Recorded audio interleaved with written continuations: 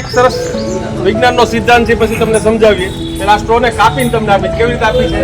તો આ રીતે આપી. તો આમ કાપી છે અને આ રીતે કાપી. આ રીતે એક જીભી જેવો ભાગ તમને આપ્યો છે, બરોબર?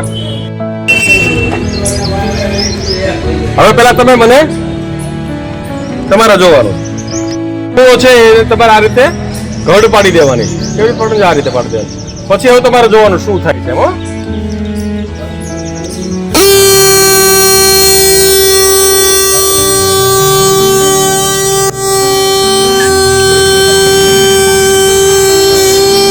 ચાલો, શું થાય છે?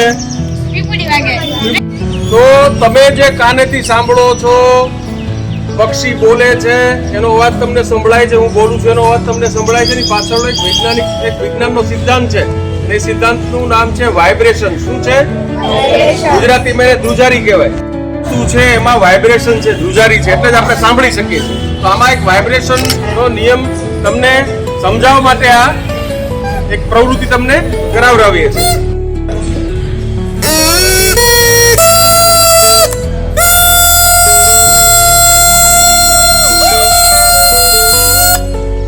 લંબાઈ આપણે ઘટાડવાથી અવાજમાં ફેર પડ્યો.